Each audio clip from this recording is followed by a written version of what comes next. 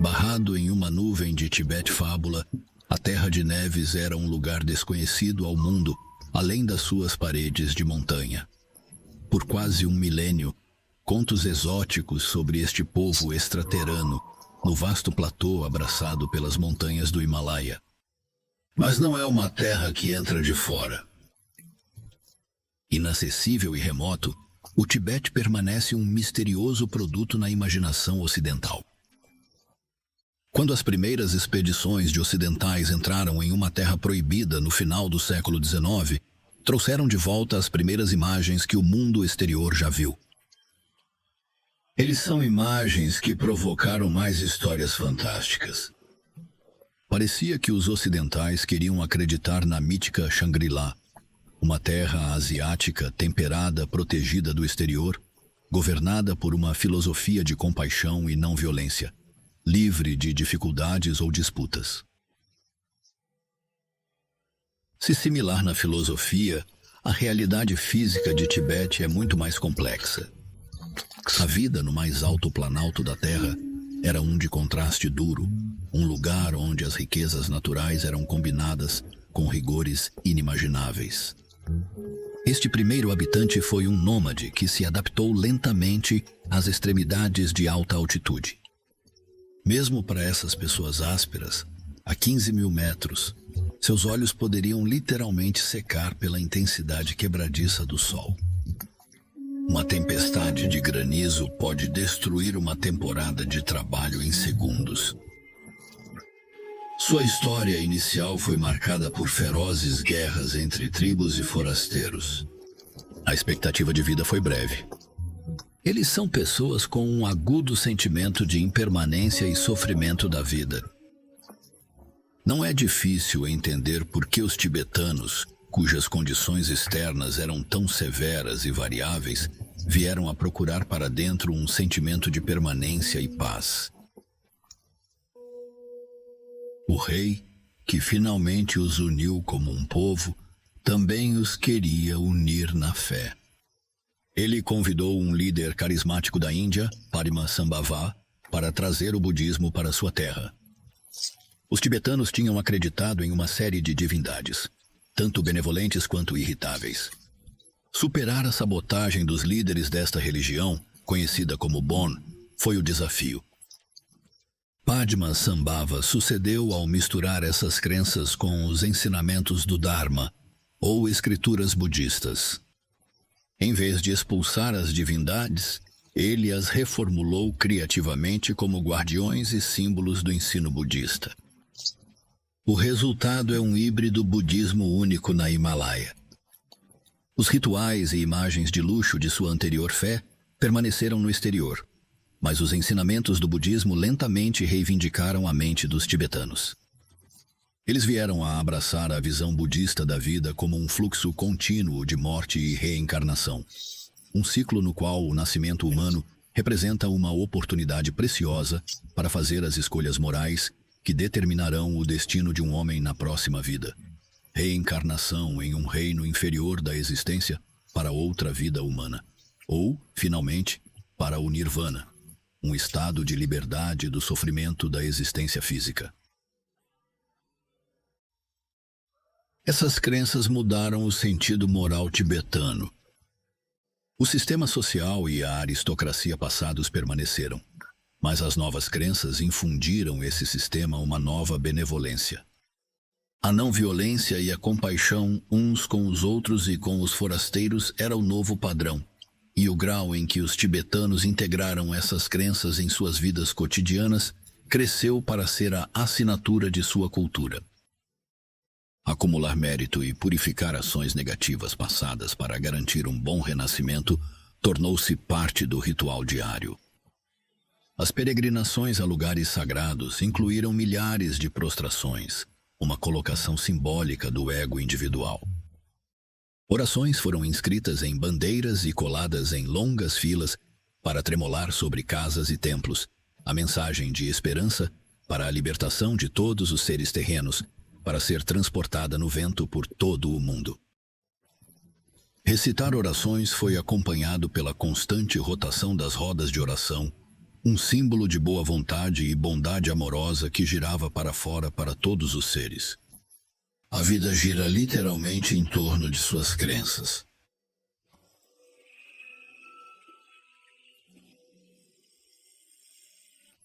Como comunidade, eles patrocinaram o mosteiro para estudar e praticar os ensinamentos budistas. Essas vastas estruturas eram casas de milhares de monges e freiras, centros de publicação para toda a sociedade tibetana e bibliotecas para textos antigos.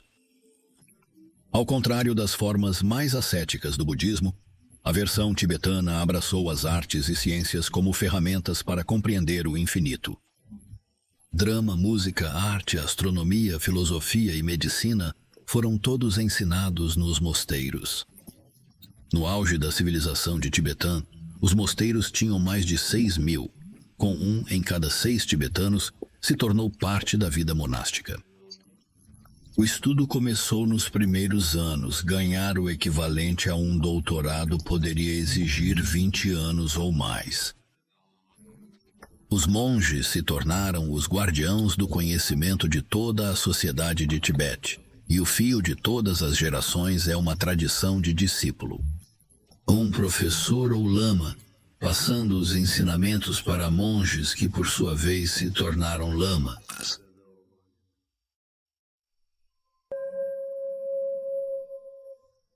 A nova crença budista também produziu os mais fascinantes dos tibetanos, os yojos. Ao contrário dos yogi hindu, que executam torções para o público, as realizações dos yogi tibetã eram realizações da mente invisíveis por outros.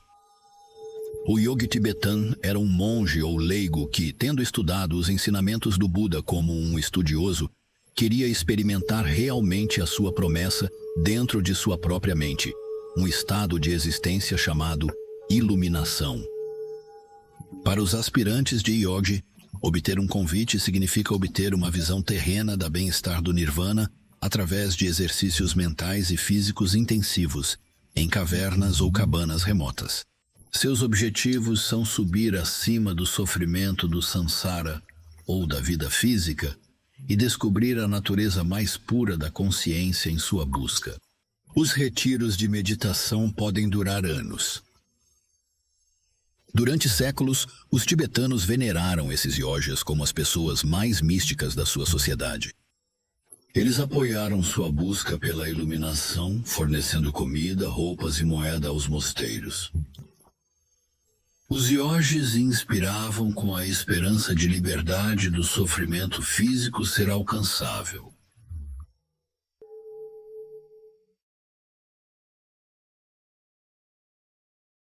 Ao longo dos séculos, a liderança espiritual e nacional convergem. Os tibetanos começaram uma tradição de identificar aqueles entre eles, acredita-se que sejam reencarnações do Buda da compaixão. Entre eles, um será chamado Dangai Lama, literalmente professor do oceano, implicando profundidade e amplitude da sabedoria. Eventualmente, o Dalai Lama, identificado como a reencarnação de sua santidade, assumiria seu lugar como líder temporal de Tibete. A sede simbólica deste governo místico tornou-se o Potala, um majestoso mosteiro que se iminente sobre a lendária capital de Lhasa. Até o século XX, os tibetanos permaneceram praticamente intocados pelo mundo moderno. O trovão ameaçador de uma tempestade humana em Tibete se tornou mais alto à medida que o século XX avançou. A Revolução Comunista varreu a China, e com ela veio um aumento de interesse em controlar a terra de Tibete. Invocando as relações diplomáticas anteriores entre Tibete e as várias monarquias imperiais da China, Mao Zedong usou essas como um pretexto para reivindicar a localização estratégica de Tibete, ricos recursos geológicos nas fontes dos principais rios asiáticos. Em 1949, ele anunciou que Tibete seria devolvido à pátria, prometendo encher a região com 60 milhões de chineses dentro de 10 anos, sob o disfarce de libertar os tibetanos de um estilo de vida arcaico. O Exército da República Popular começou a invadir aldeias e mosteiros. As tensões da sua ocupação inicial e oposição à religião cresceram em uma campanha cada vez mais brutal para substituir as práticas e as pessoas do tibetano com as suas próprias. O mundo ainda não absorveu o choque do Holocausto de Hitler quando um novo Holocausto ascendeu em Tibete.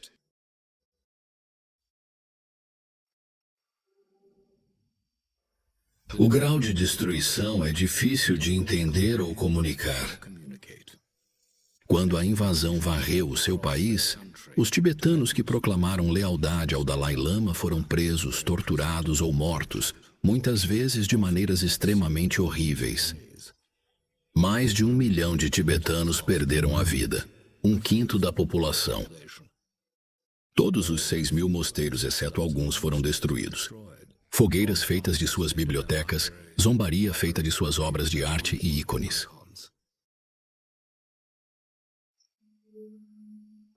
O Dalai Lama foi Tenzin Gyatso, identificado como um garoto em uma fazenda de Tibetan. Surpreendentemente, ele foi capaz de completar seus estudos rigorosos apesar da invasão, e tibetanos o colocaram no comando quando jovem adolescente, esperando que ele pudesse recuperar seu país. Depois de suas muitas tentativas de negociar com os chineses, os tibetanos temiam que seu amado líder em breve fosse sequestrado e morto em uma fuga dramática. O Dalai Lama foi levado de Tibete sob disfarce atravessando as montanhas para a Índia, onde ele recebeu refúgio e estabeleceu um governo no exílio em Dharamsala.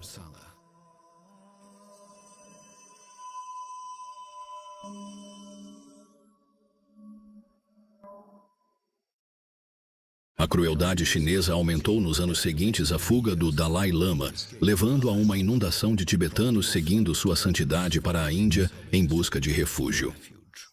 Entre eles há vários seus respeitados yojos. Depois de décadas, a memória dessa passagem escura permanece vívida. Sua Santidade.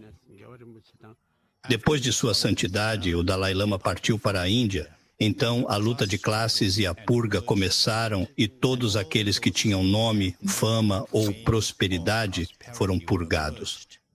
Eles foram espancados, seus cabelos foram bloqueados e seus ouvidos foram cortados. Eu pensei em mim mesmo que quando falamos sobre o inferno, esse deve ser o verdadeiro inferno. Então, aqueles que não tinham nome, fama ou prosperidade receberam uma certa quantidade de terra. Depois de alguns anos, os chineses se viram e dizem: onde você pegou tudo isso? Você deve fazer parte do sistema de classe. Há muita dor e sofrimento.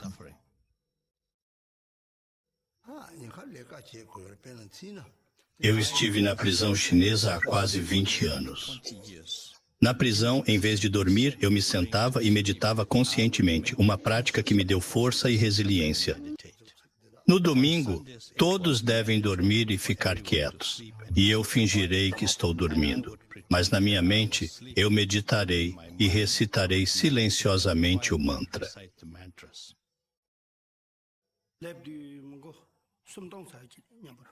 Quando saí da minha pátria, havia cerca de 3.000 no meu grupo. Quando chegamos à Índia, restavam apenas cerca de 500. Muitos foram mortos no caminho pelos chineses, muitos morreram devido às dificuldades na jornada extenuante e muitos desiludidos voltaram para o Tibete. Muitos dias temos que ir sem comida e muitas pessoas ficaram feridas. Se fosse em circunstâncias normais, a mesma viagem teria levado 3 meses, mas como era uma fuga durante uma guerra, levou 2 anos. Nós temos que nos defender contra os chineses 9 vezes no caminho. A 4ª vez que meu pai foi pego por um chinês,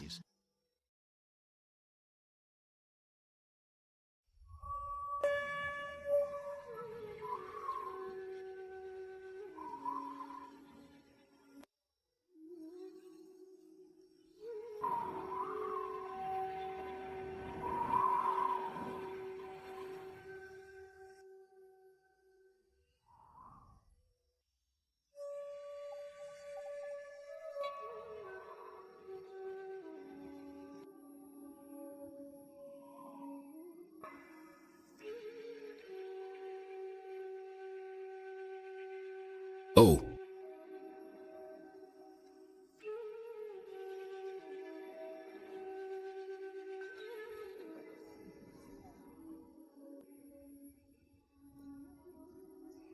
nas décadas desde a invasão, os tibetanos no exílio tentaram recriar sua vida como antes era nos Himalaias indianos. Há lugares sagrados para os tibetanos há muito tempo na sua história que assumiram uma nova preciosidade desde a destruição de sua pátria.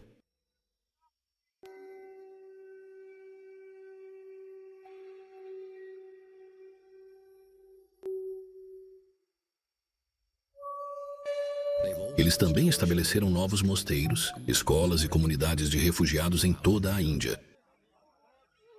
O governo no exílio permanece em Dharamsala, trabalhando para ajudar seu povo a reconstruir suas vidas.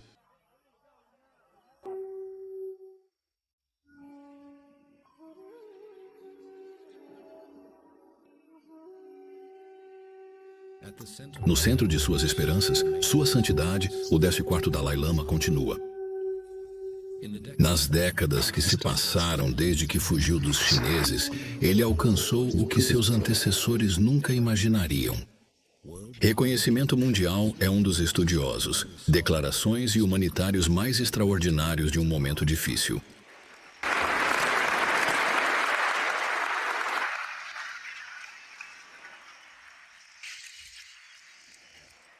Nossa nação, nosso povo, tem passado por uma situação extremamente difícil, enfrentando adversidades quase insuperáveis. Quase uma nação antiga, com um período de patrimônio cultural único e rico, junto com um patrimônio espiritual de inestimável valor. Eu acho que agora quase morre. Primeiro, esta é uma natureza bastante humana, quando alguém que você vê que tem que obtém Todo poder. Então, eventualmente, poder, estragamento ou destruição. É possuído por uma boa qualidade farce. Em segundo lugar, acho que, infelizmente, as regiões totalitárias, sociedades comunistas ou sistemas governamentais praticam ditadura. Na verdade, dizem ser legalizados, certo? Então, uma vez que você vê essa estrutura, você vê criada dessa maneira. Então, este sistema, ou a própria estrutura, às vezes acho que você vê. Ajude. Agora você está fazendo esse tipo de pessoa fácil. Acho que a China democrática, a China com uma sociedade aberta, liberdade de crença religiosa, liberdade de expressão, liberdade de pensamento, liberdade de informação, acho que isso não é apenas o interesse da comunidade mundial, mas também o próprio povo chinês. Mas as ações destrutivas do governo comunista chinês não foram paradas após décadas de esforços diplomáticos dos tibetanos. Quando eles assistem à chama de sua cultura lentamente se apagando em sua terra natal, a tradição dos iojos também está sendo apagada.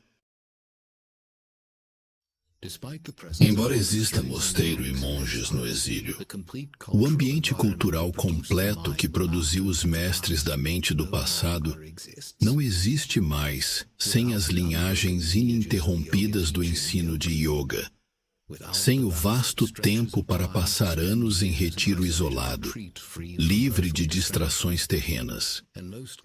A tradição dos iojos está quase extinta sem o apoio devoto da antiga civilização tibetana.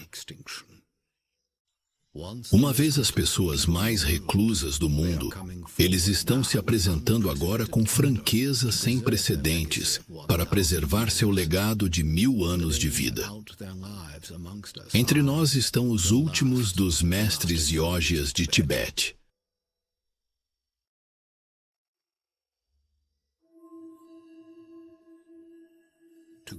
Para compreender a perda em jogo com a perda dos mestres iojos, é vital entender o que eles contribuíram para o desenvolvimento humano durante sua história única.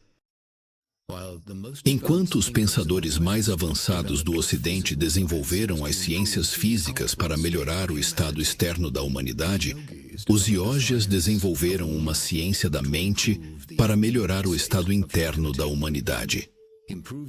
Melhorar a resposta emocional e moral da mente foi então elevado ir para transformar os padrões de pensamento e alterar os padrões de atuação, conquistando raiva, agressão, ganância, orgulho, ciúmes, até mesmo subjugar estados de desconforto físico.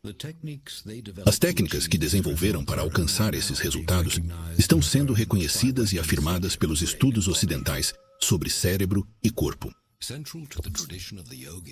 Central da tradição dos yogis é a transmissão de ensinamentos extensos e práticas altamente protegidas para o treinamento tanto do corpo como da mente. Dentro de cada ordem monástica, as linhagens detalhadas dos yogis, seus alunos e suas técnicas são registradas com grande cuidado. Cada linhagem tem um nome e uma abordagem únicos. As raízes vão até o primeiro mestre de Tibete, o Yogi Naropa. A linhagem Drikung Kogyu tem sido conhecida por produzir yogis altamente avançados.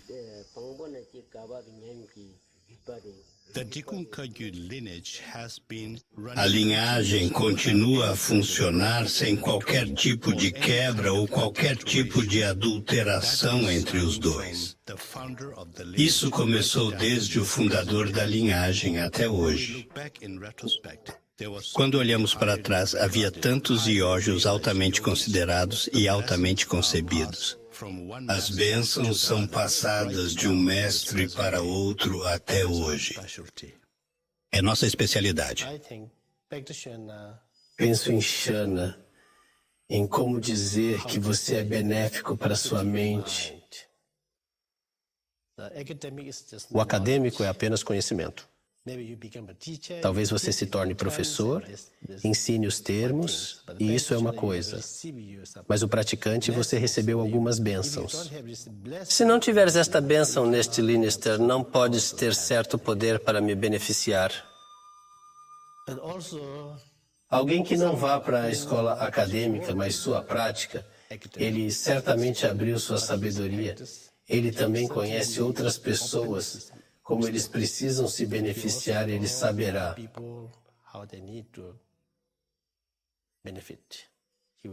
Então, o que define um yogi? Como eles são diferentes dos monges comuns? Aparentemente, poucas pistas são encontradas. A resposta mais clara para esta pergunta vem daqueles que percorreram o caminho. Os yogis são alguém que tem uma profunda compreensão experiencial da verdadeira natureza de todos os fenômenos.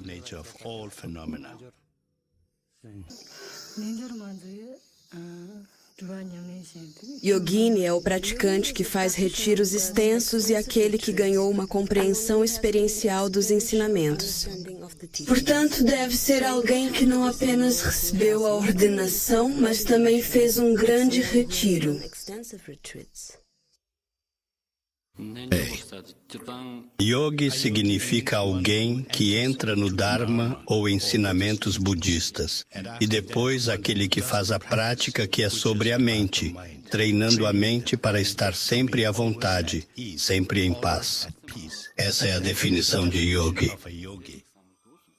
O Dharma vive dentro do yogi. Yogi segue o Dharma. Se você realmente vive com o Dharma, nada pode lhe prejudicar. Embora possam ser tirados esta vida, eles não podem tirar. Na próxima vida. O que um yogi ou yogini strips fazer é pôr fim ao sofrimento que existe na existência cíclica. Para isso, um yogi ou yogini deve treinar sua mente continuamente. Essencialmente, um yogi ou yogini se esforça para contrastar todas as emoções negativas e gerar energia positiva. Pessoas experientes e qualificadas de retiro, mesmo que ele permaneça em uma rua, muitos barulhos recentes, muitas pessoas, muitos carros lá, mas sua mente pode permanecer totalmente concentrada. Se alguém não possui a qualificação necessária, acho que mesmo em áreas remotas, é importante tentar meditar, apesar de minha mente vaguear por toda parte. Manter a mente de ir em todos os lugares é precisamente o desafio na meditação. E há séculos, aspirantes e ógias retiraram para lugares remotos para evitar distrações enquanto treinam suas mentes. Imaginar a vida removida da sociedade por anos de cada vez pode ser difícil para os ocidentais acostumados a um mundo de interação virtual e ininterrompida. Onde é outro desafio para os tibetanos no exílio. Esses lugares ainda existem no Hamoyas indiano, além do alcance dos chineses. Um dos 24 lugares sagrados no budismo de Tibete é Nati, um lugar de meditação, Amila Repa, um dos primeiros yogis de Tibete, venerado por abandonar um estilo de vida criminoso e alcançar a iluminação em uma única vida. Um monge caminhou para as montanhas com uma câmera pesada por 6 dias para trazer um vislumbre deste retiro primitivo. Mesmo agora, as imagens que ele gravou foram permitidas com relutância.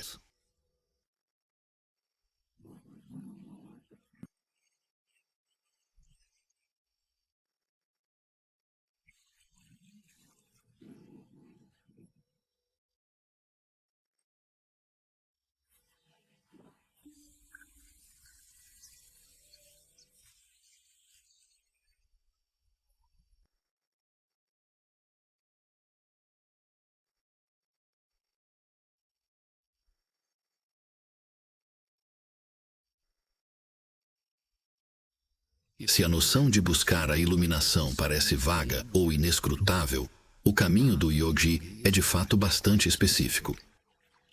As técnicas e práticas desenvolvidas ao longo de um milênio são reveladas a eles em uma ordem rigorosa e apenas por um profissional experiente. A premissa inicial deles é que a mente não treinada é como um elefante furioso fora de controle. A tarefa inicial do yogi é colocar lentamente as rédeas sobre os saltos e pensamentos erráticos da mente, usando ferramentas específicas, a repetição de crenças centrais em mantras e exercícios para esvaziar a mente do pensamento conceitual. 2 yogi em retiro e Labshi concordaram em uma entrevista, uma oportunidade inovida.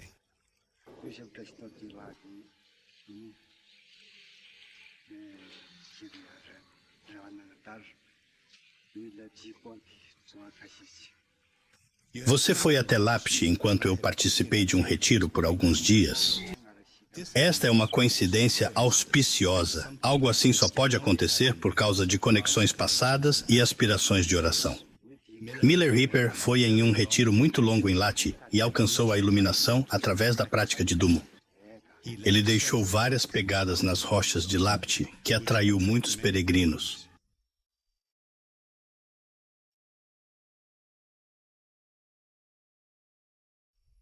Os discípulos de muitos mestres importantes meditaram nas cavernas em Lapshi e nos lugares circundantes.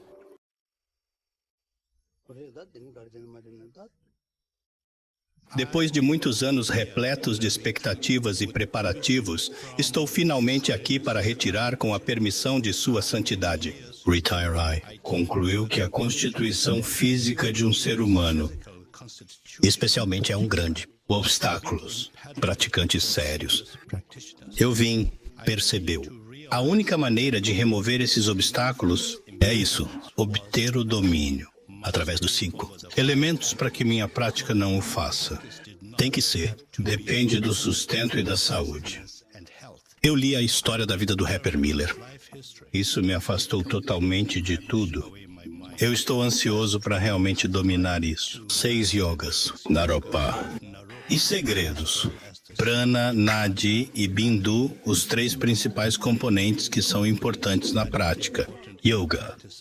A qualquer custo, estou determinado a me treinar. Ser. Acredito que posso dominar o tumor ou a prática de Chandali para realizar isso. Dharamsala não é. Adopto minhas aspirações com dedicação, eu realmente preciso disso. Um professor que pode. Despeje todo o seu conhecimento experiencial em mim, por favor. essa prática. Eu quero o resultado de meus esforços para criar e deixar uma marca indelével na minha rua de mente que eu posso carregar para sempre. Avançar. A coisa mais difícil de fazer é permanecer em uma concentração de ponto único. Esforços físicos, como fazer centenas, milhares de prostrações.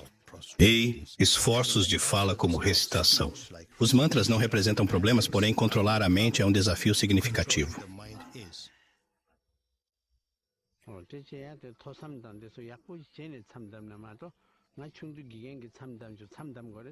Comecei o meu retiro quando tinha 9 anos. Durante esse período, eu permaneci por um mês completo. Recuperar. Foi muito difícil para mim no começo. Você sabe que eu sou. Um pouco. Garoto, eu contarei os dias nos meus dedos. Diga que um dia se foi, 2 dias se passaram. Quantos saldos restam? Eu devo sair do retiro? Se eu fizer, o que seria? As consequências, esses problemas continuam surgindo e, embora fossem verbais. Você é recitando o mantra, mas sua mente é realmente ocupado em tentar. Saia do retiro. Mas quando você se torna mais experiente e maduro em sua meditação e aprendizagem, as coisas mudarão. O que eu quero retirar é que quando você vai retirar, muitas semanas ou meses são muito diferentes. Todos iremos com nossos desejos, raiva e ajuste.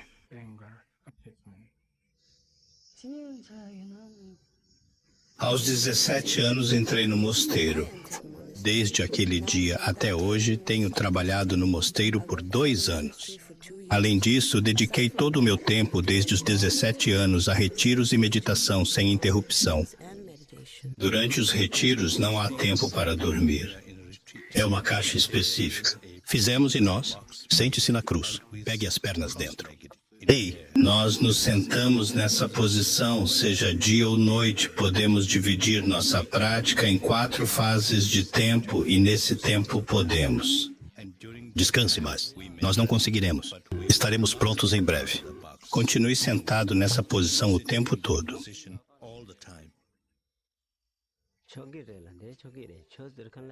Quem está disposto a ir?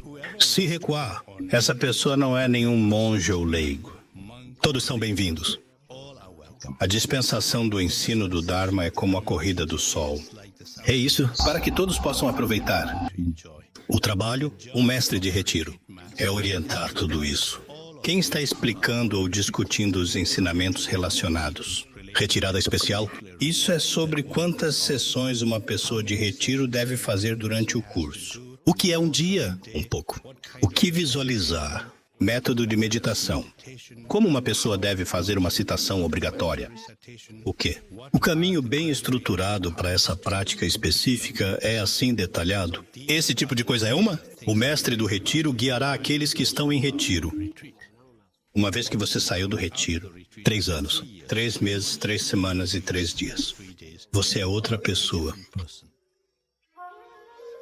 Se uma pessoa muda significativamente após 3 anos de retiro, o impacto é considerável para aqueles que se dedicaram ao retiro por décadas. De fato, a evidência mais profunda do efeito de alterar a mente do retiro prolongado pode ser encontrada nos praticantes mais antigos. No entanto, muitos desses anciãos foram presos ou mortos em meio século de ocupação chinesa. Talvez o yogi mais antigo vivo de Tibetã seja Drewong Rinpoche. Talvez o yogi mais respeitado vivo hoje. Aqui, pela primeira vez, ele concede uma entrevista filmada, um vislumbre raro da mente de um mestre de meditação.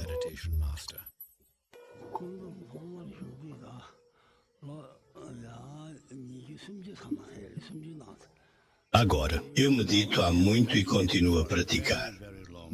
É extremamente complicado para mim. Reflete e conte os anos. Eu estive em meditação. Por que isso? Porque, embora eu pareça ser uma pessoa comum, aparentemente meu estado mental é assim, diferente. Diferente no sentido de que meu interesse em assuntos mundanos não é consistente, especialmente quando alguém começa a meditar desde um ponto específico no tempo. Decide, continue. retorno solitário. Alguém tomou uma decisão consciente de suportar todos os tipos. Perda, boa roupa, boa comida, nome, fama e prestígio. Isso deve ser. Está pronto para desistir e desistir. Nós somos. Racionar a mais baixa quantidade mínima de água e farinha de cevada assada para nosso sustento. Para quê? Nós podemos ser capazes. Se sentarmos apenas uma vez por semana em uma postura de meditação, teremos o menor número possível. Você tem comida para nosso sustento. Faça um esforço consistente e passe por vários tipos, sem dificuldade. Passando por dificuldades, não seria capaz de experimentar o mental, o estado de todos os gloriosos mestres passados. Quando medito, posso ver todos os meus antigos. Eu tenho vida, nascido no reino do inferno. Eu nasci como um fantasma faminto. Eu nasci muitas vezes como animais. Todas essas coisas se tornaram muito. Quando um está dentro, é limpo. Eu tenho meditação. Passei por 3 rampas inferiores da existência, muitas vezes na minha absorção meditativa. Eu sempre pratico o perdão de coração aberto. Ou qual é a lacuna intermediária? É salvar, entre a morte e o renascimento. Mas lá, não vale a pena se preocupar com essas questões triviais quando se tem uma compreensão mais profunda desta vida e suas complexidades. Depois, como um tal, quando não há necessidade de entrar nessas coisas pequenas. O corpo já está desmontado na meditação, não há questão de morte. Ou descarte. Corpo físico.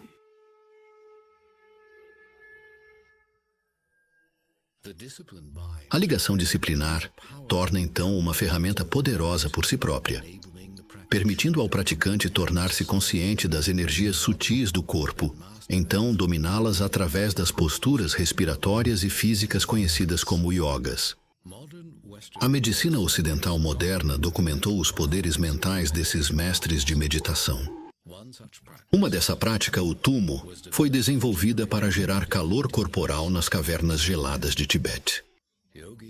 Os yogas que dominaram o tumo são capazes de mergulhar-se em lagos gelados e 15 minutos depois produzir vapor visível que sube de suas roupas.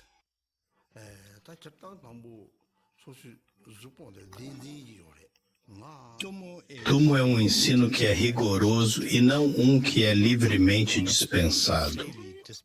Quem está disposto a recebê-lo? No entanto, nosso ambiente e nosso tempo são muito diferentes agora. Então, com o apoio da bondade e da compaixão amorosa, agora estou mostrando isso. Para mim, isso certamente não representa uma violação de nossos votos iógicos. Tomo é uma prática destinada a trazer uma sensação de felicidade, tanto psicológica quanto física. A visualização se torna significativamente mais simples. Imagine-se como um balão completamente inflado e oco, e em seguida visualize um pequeno objeto dentro de você, emitindo brilho e calor. É uma ferramenta muito útil para ajudar a si mesmo e curar a si mesmo. Outros yogas foram projetados para beneficiar a saúde corporal e melhorar o tempo e a qualidade da vida preciosa de uma pessoa. Embora muitos yogas fundamentais tenham sido ensinados no Ocidente por anos, muitos dos yogas mais complexos e exóticos foram mantidos em segredo para garantir sua pureza. Uma dessa prática, o verdadeiro núcleo, foi desenvolvida para abrir os canais de vento do corpo, as vias de energia associadas à respiração. Através da prática de Trukori, o yogi é capaz de melhorar as funções respiratórias, ajudar o corpo a liberar toxinas e limpar a mente. A filmagem dessa prática exigente foi permitida com grande relutância.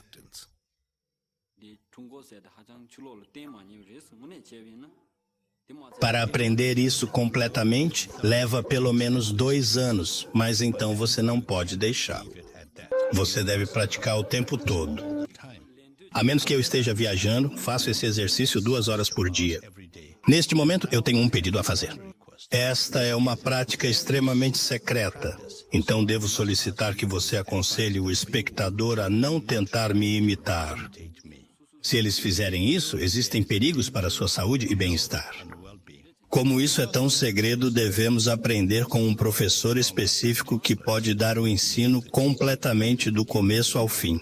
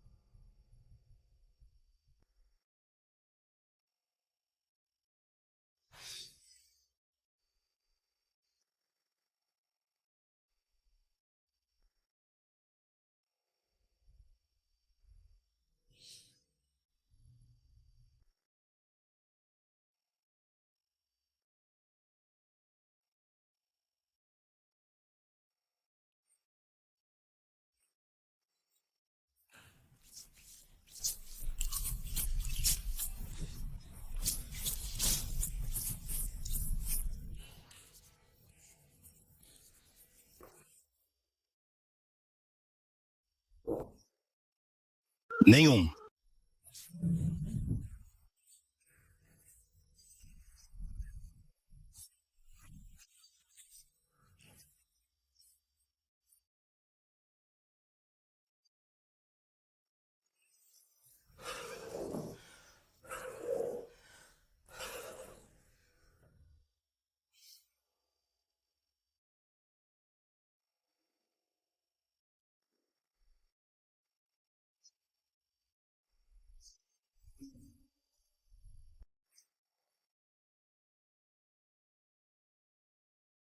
Nenhum.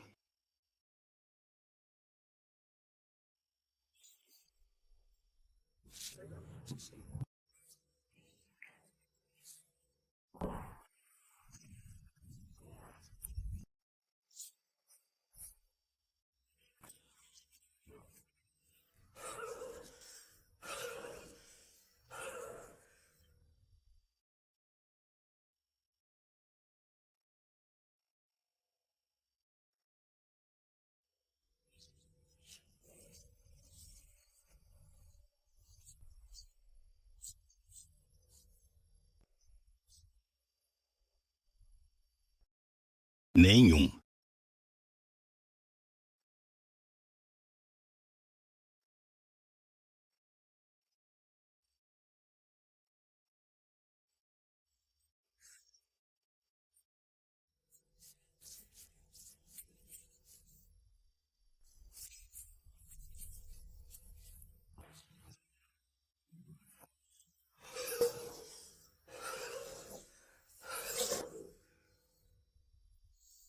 Nenhum.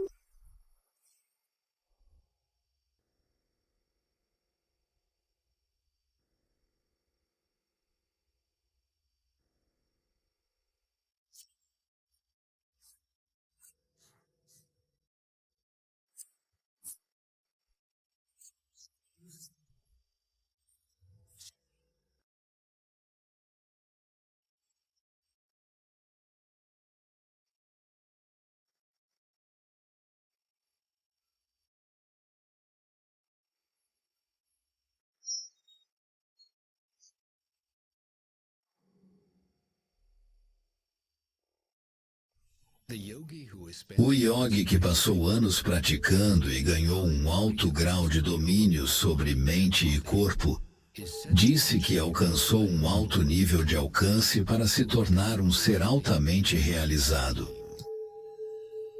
Às vezes, seus poderes são ditos para se estender ao reino paranormal. Essa história sobrenatural girou ao redor dos Yojos de Tibetã ao longo de sua história, espessando a nuvem misteriosa que os rodeia.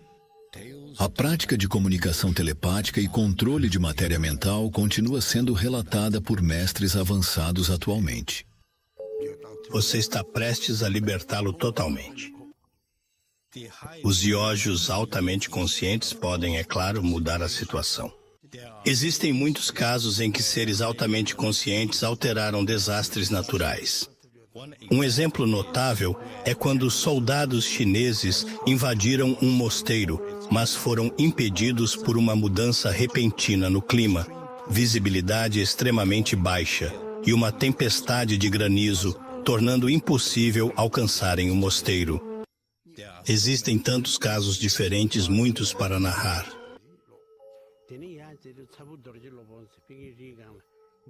Há uma capa de meditação extremamente maravilhosa e secreta, onde acredita-se que o Guru Padma Sambhawa praticou sua meditação.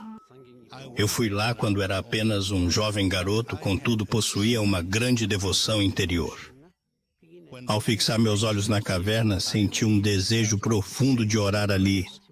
Eu ofereci 3 prostrações e disse que, por favor, me mostre algum sinal para que minha devoção se torne mais forte. De repente, surgiu um arco-íris brilhante na entrada da caverna de meditação e avistei o venerado Guru Pama Sambhawa naquele local. Eu estava apenas sobrecarregado e realmente muito feliz, e todo o meu foco estava na boca da caverna e no Guru Pama Sambhawa. Havia muitas freiras comigo e uma delas me disse: Rinpoche, Rinpoche, cuidado com o teu pé, está afundando na pedra. Eu precisei observar para que meu pé deixasse uma marca na rocha sólida, pois, como a freira mencionou, ele está afundando. Com 3 anos, consegui recordar minhas vidas passadas. Eu consegui nomear minha ex-irmã. Mas agora suponha que eu te diga que posso lembrar todas as minhas vidas anteriores. Alguém vai acreditar em mim? Então, digamos que eu consigo me lembrar de quando era um garoto. Acredita-se que esses poderes paranormais entre os mestres e Yojos incluam a capacidade de autogovernar o processo de transição de uma vida para a próxima. Esta é uma questão bastante relatada em muitos bons jornais. Várias pessoas continuam vivas após a morte. Você pode trocar pares amarelos e, quando tocar sua pele, eles permanecerão. Mas o verdadeiro peticionário que se encontrou com o país que passou e mediou, ele realmente continuou seu estado. Eles aperçaram aqui, assim como agora, e imediatamente foram assim. E também tem um pouco de calor e quente. Também o rosto é como uma vida amorosa e muito incomum, e feliz, que minha história é apenas um ano de escola e um do mestre Kinju Nenshin.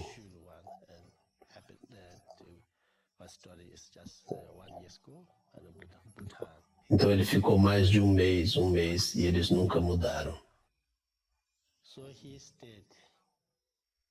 Para os aspirantes a yogas, eventos como esses implicam o controle do processo de reencarnação. Mesmo Sua Santidade, o Dalai Lama, afirmou que se os comunistas chineses ainda governarem Tibete no momento da sua morte, ele escolherá o renascimento fora de Tibete. Controlar o processo de sua própria morte e renascimento é o tema de algumas das histórias mais fascinantes em torno dos Yojos de Tibete. Lama Drupon sempre lembra vividamente um tal evento em seus primeiros anos como estudante, a morte de seu próprio professor, Temgor Rinpoche.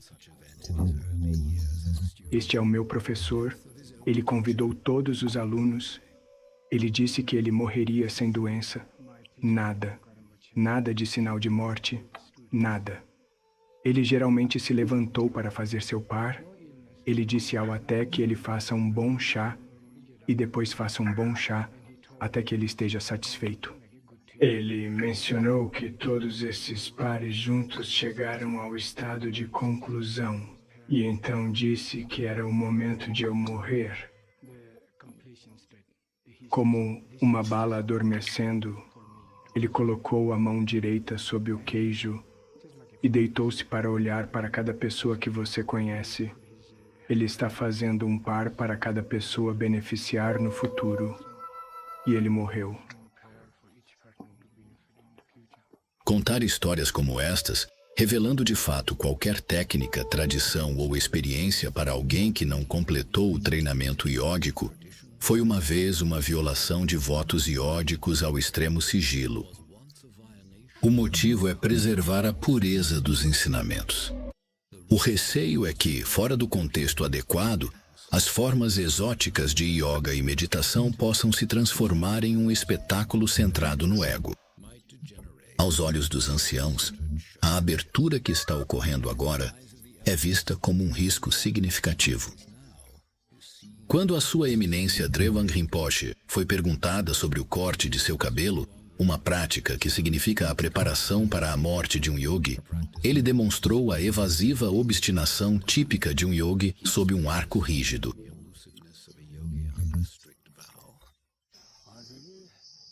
Há muitas razões pelas quais uma pessoa em retiro cresceria cabelo. Deixe-me pensar nisso.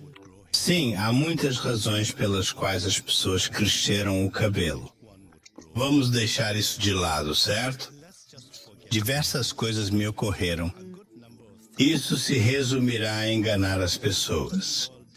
Esqueça, sabe? Eu só cortei porque estou envelhecendo e o cabelo era bastante pesado, causando desconforto. É por isso que eu cortei. Eu prometi não enganar as pessoas. Atualmente, se eu contar muitas histórias grandiosas, isso equivale a enganar a audiência. Eu realmente não possuo nada e também nada tenho para lhe dizer. Esta é pela primeira vez que sou solicitado a compartilhar essas coisas. Não devemos revelar o seguro e as forças do que acontece dentro de uma caverna de meditação. Se o fizermos, haverá consequências. Os mestres passados, incluindo a Tilopa, têm categoricamente dito que nunca houve um caso em que ele revelou os segredos da meditação. Nós que seguimos os seus passos devemos fazer o mesmo. Embora seja conhecido que Drewang Rinpoche cortou o cabelo para se preparar para a morte, Sua Santidade, o Dalai Lama, pediu-lhe para viver um pouco mais para ajudar a passar e preservar os ensinamentos tibetanos. Dizem que Sua Eminência concordou em fazê-lo e decidiu viver até os 100 anos para ajudar seu povo.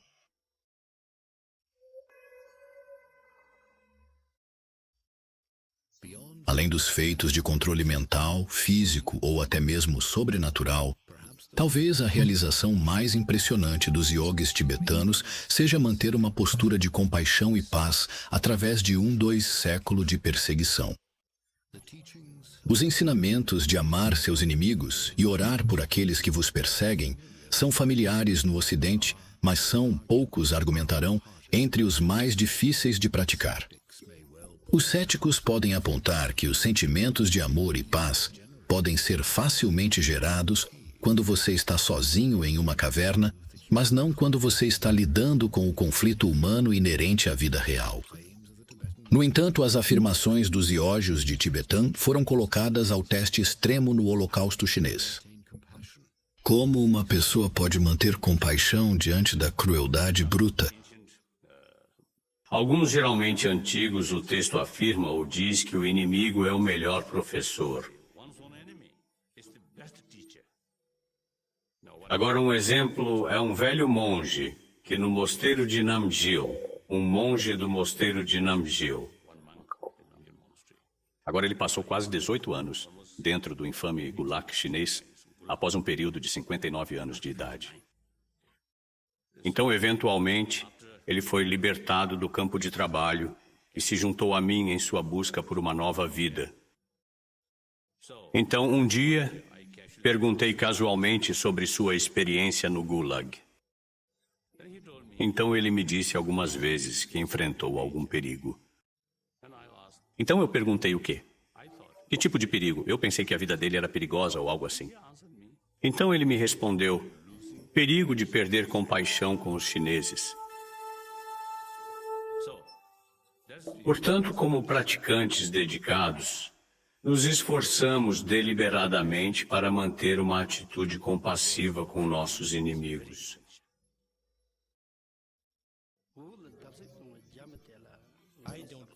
Eu, sinceramente, não culpo as pessoas chinesas. Eu coloco a responsabilidade em sua política ou cultura devido ao fato de ser uma cultura fortemente influenciada pelo comunismo.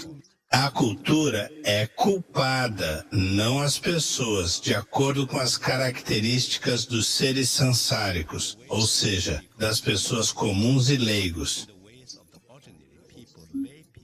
Se eu seguir isso, sim, obviamente sim, Ali. Embora esteja triste no meu coração, há muitos sofrimentos que foram levados a muitas pessoas, incluindo a mim. No entanto, como praticante que acredita em causa e efeito, sou uma pessoa extremamente feliz. Eu não tenho rancor contra ninguém. Eu não tenho rancor contra o povo chinês ou o governo chinês. Não importa o que caia sobre um indivíduo, é por causa do seu karma passado. A infelicidade não surge do nada. É o resultado do karma negativo que você cometeu na vida anterior. Por exemplo, quando você enganou os outros, quando tenta derrotar os outros, quando tenta ganhar ao custo dos outros. Isso resulta no que chamamos de amadurecimento do karma, que provoca dor e sofrimento. Então, quando você faz ações negativas, o resultado é um estado de espírito frequentemente chamado de inferno. Quando você fez ações positivas, isso traz felicidade. Eu nasci após a operação chinesa em Tibete. Estou profundamente chateado e triste porque os chineses têm sido muito cruéis com o povo tibetano e com a minha família. Você afirmou que eles fizeram isso?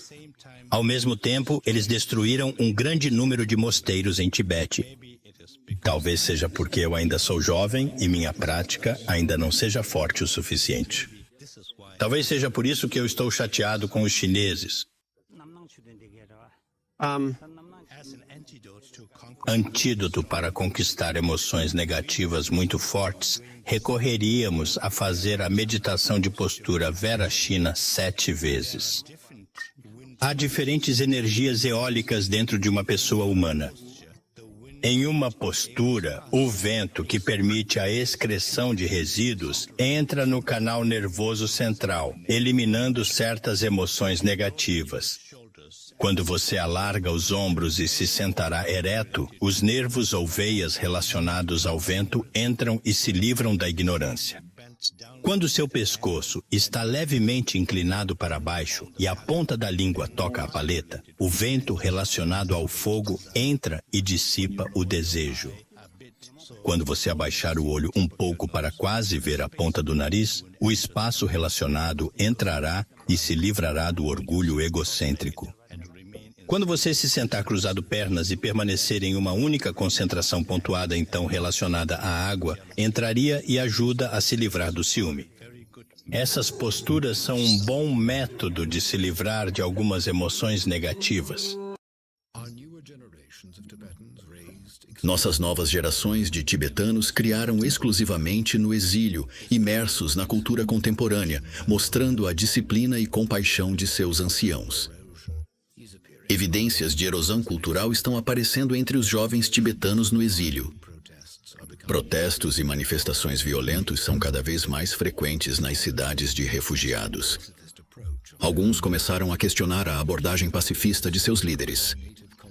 Mesmo assim, o espírito da cultura natal permanece forte e alguns ainda ansiam pelo exemplo dos mestres passados. Nós fazemos muitas coisas diferentes em nossa vida, estamos em profissões diferentes, mas todos temos um único objetivo, que é ser felizes. A única maneira de ser feliz é acreditar em sua própria mente que pode ser feliz e sempre tem felicidade. Isso é muito importante para saber, é muito importante para notar. Se não percebermos isso, começamos a esperar que materiais externos nos tornam felizes em nossa vida. Mudamos coisas diferentes na esperança de ser feliz. Mudamos o nome, mudamos o vestido, mudamos a comida, mudamos tudo. Mas sempre percebemos que essa mudança nunca trouxe a verdadeira felicidade. Então, a única maneira de parar todo esse jogo é perceber a natureza da mente, que é um Buda, que é contenta, satisfeita e satisfeita desde o início. Então, embora eu ainda tenha desejo, ainda falto de tudo o material, no fundo do meu coração, muitas vezes sinto que esse não é o verdadeiro caminho de felicidade. Mesmo os esforços mais sérios desses jovens praticantes não podem manter a tradição dos yogas como já era. O número de anciãos autênticos diminuiu. Dani, o melhor que a geração mais jovem pode fazer é preservar a prática de seus ancestrais, à sombra de um estilo de vida completo que nunca mais será possível.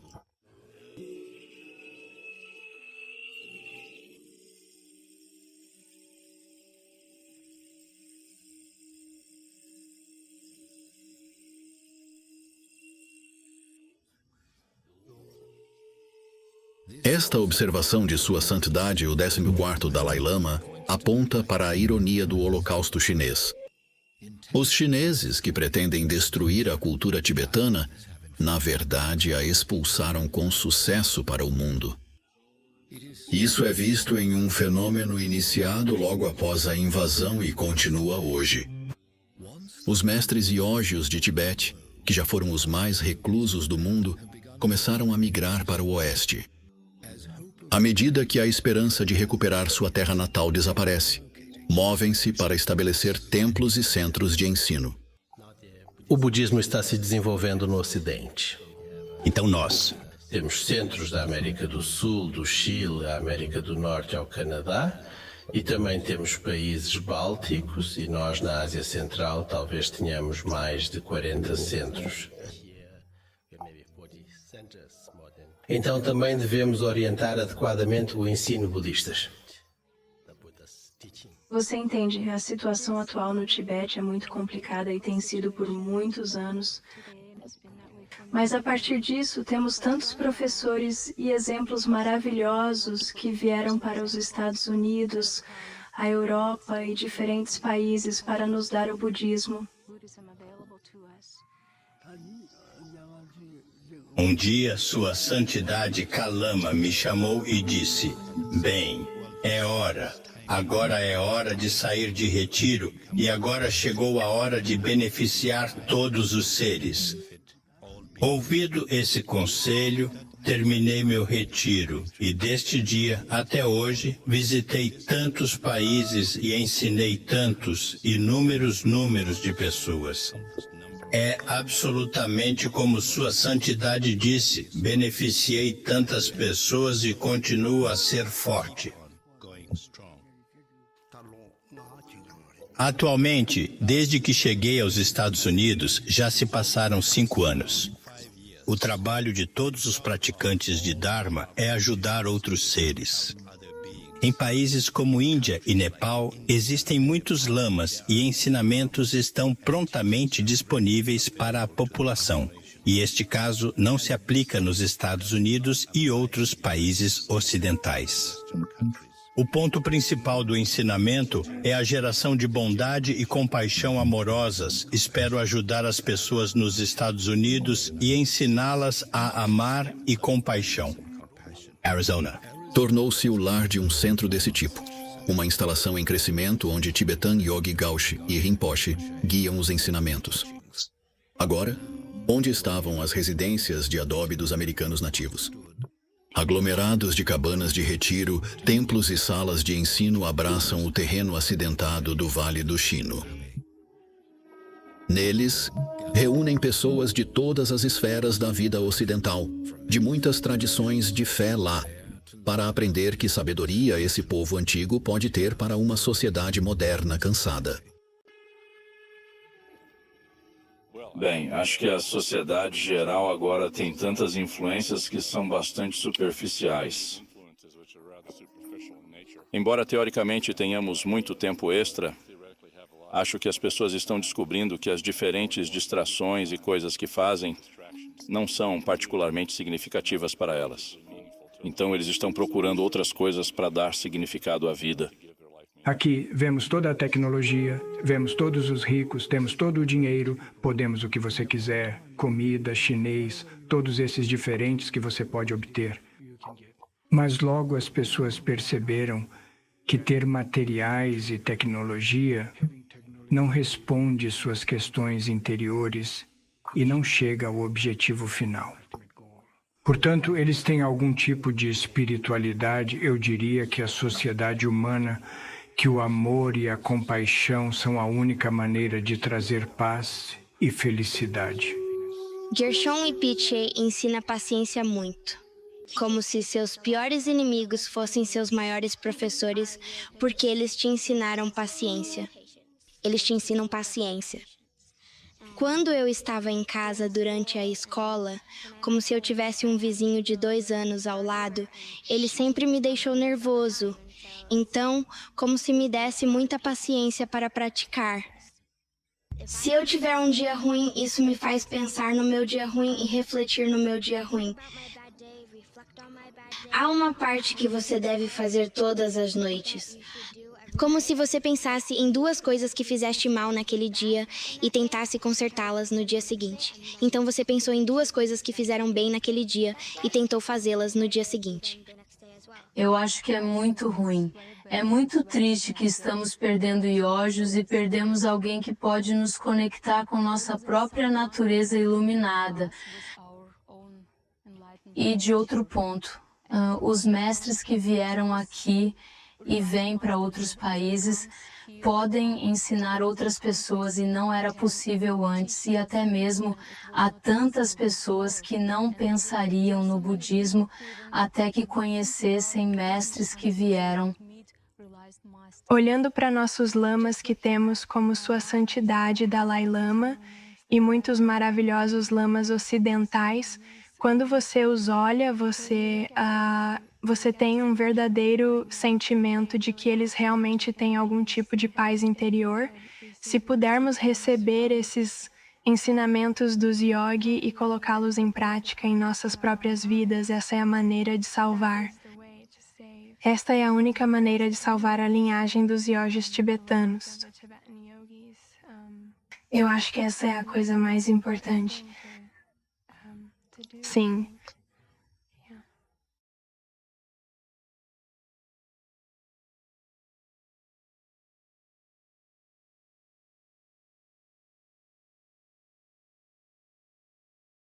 Os lamas que vieram para o Oeste ainda estão se adaptando aos caminhos e parâmetros desta nova vida, e suas questões permanecem.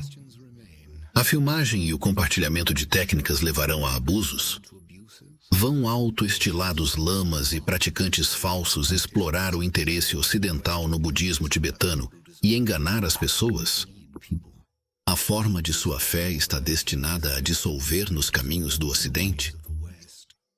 Os devotos do Dharma mantêm, mas mesmo que a tradição dos yogyas e outras expressões externas do budismo tibetano morram completamente, os ensinamentos do Buda sobreviverão.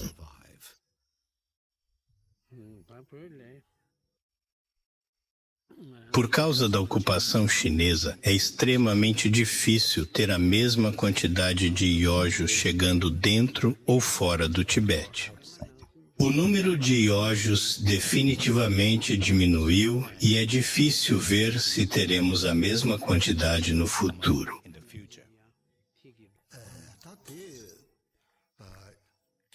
De acordo com as coisas que aconteceram em Tibete e de acordo com as circunstâncias prevalentes, parece que a tradição dos Yogyas chegará ao fim. Se não chegar ao fim, estará quase extinto.